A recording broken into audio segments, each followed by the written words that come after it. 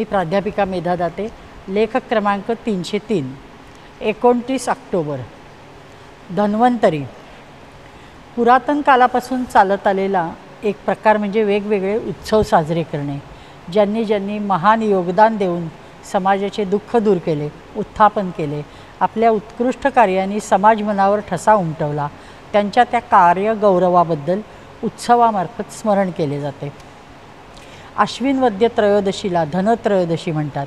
समुद्रमंथनातून धन्वंतरी रूपात अमृताचा कलश घेऊन प्रकटले म्हणून हा दिवस धन्वंतरी म्हणजे धन्वंतरी जयंती म्हणून साजरा होतो. जगातील समस्त रोग निवारण्याची ताकद अमृतात आहे असं मानलं जातं. वेदांचे उपांग असणारा आयुर्वेदही तेच मानतो. म्हणून हा दिवस जागतिक आयुर्वेद दिन म्हणूनही साजरा होतो. एखादा डॉक्टर किंवा वैद्याच्या हाताला जर उत्तम गुण असेल तर त्याला ही धन्वंतरी आहे अशी उपमा दिली जाते. परमसद्गुरूंचे आजोबा तात्याजी महाराज, त्यांनाही लोक धन्वंतरी म्हणत. घराणे मूळचे जमीनदार, त्यात नागपूरकर भोसल्यांची त्यांच्या पूर्वजांच्या कामगिरीवर खुश झाल्याने मर्जी.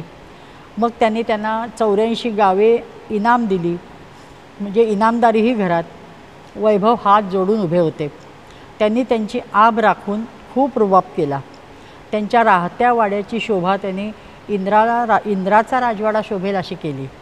लोकही त्याप्रमाणे दपकत दपकत येत असत. त्यांचे व्यक्तिमत्वही तेवढेच थाटाचे होते. घर ऐसपैस, रूप देखणे, हात सढळ, त्यामुळे वाड्यावर खूप लोकांचा राबता होता. रुग्णसेवा हे त्यांनी व्रत म्हणून स्वीकारले होते. त्यांना वनस्पतींच्या औषधी गुणधर्म निरीक्षण करण्याचा छंदच होता.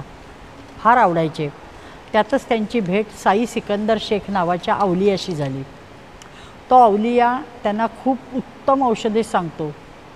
एकदा भेट झाली, ओळख पटल्यावर, आणि खूप शुभाशीर्वादही देतो. मग त्यांच्या रुग्णसेवेला अतिशय गती येते. लोकांना सोयीचे व्हावे म्हणून मग ते रायपूरलाही मोठ्या शहरात रुग्णसेवा सुरू करतात.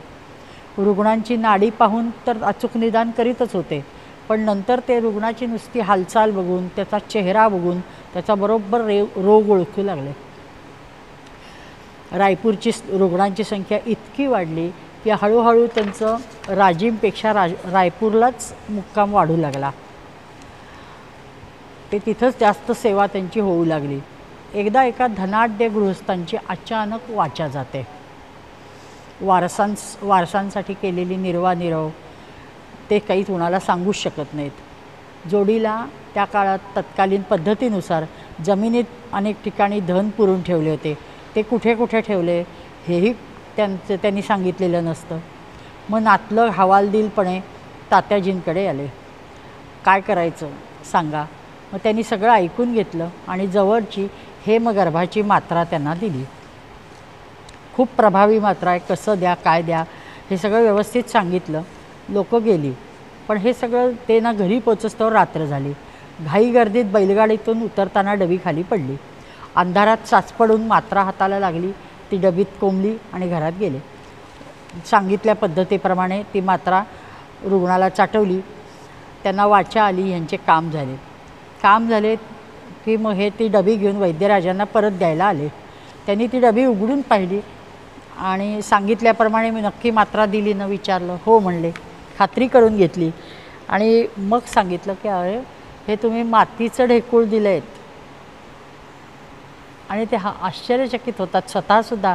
आणि ते आलेले जे ह्यांचे पाहुणे असतात पेशंटचे, ते मग लोकांची म्हणजे ही बातमी इतकी पंचक्रोशीत गाजते की अरे बघता बघता त्याची चर्चा होती आणि मग त्यांना सर्वत्र धन्वंतरी म्हणून ओळखलं जाऊ लागतं. खूप वाहवा होते. लोकांची जास्तच श्रद्धा बसते. पण त्या प्रसंगाने तात्याजी मात्र अंतर्मुख होतात. त्यांची इच्छा त्याची जर ईश्वराची इच्छा असेल तर मातीचे ढेकूळसुद्धा रोग बरा करू शकते. मग माझे काय काम. आणि त्या दिवसापासून त्यांनी औषध देणे बंद केले. पण लोकांचा इतका प्रगाढ विश्वास असतो की म्हणजे काही विचारता सोय नाही. आणि ते त्या दिवसापासून लोकांना सांगायचे की अरे साधा शरीराचा रोग काय, भवरोग निवारण्यासाठी जालिम उपाय रामनाम आहे ते घ्या. रामनामाशिवाय दुसरा पर्याय नाही. पण समाजाचा विश्वास पराकोटीचा असतो. ते गावात दुसरे 2 वैद्य होतात, त्यांच्या हाताला औषधाचा गुण हाताला आहे का नाही याची चर्चाच करत नाहीत. ते औषध त्या वैद्याकडनं आणतात आणि तात्याजींना विनंती करत असतात की तुमचा हात लावा. त्यांनी नुसता स्पर्श केला की आपण आता औषध घ्यायला मोकळे, अशा विश्वासाने ते घरी जायचे. काय हा जबरदस्त म्हणजे विश्वास होता लोकांचा. आजही रायपूरला त्यांची जी दवाखान्याची जागा आहे तिला तात्यापारा म्हणून ओळखले जातं.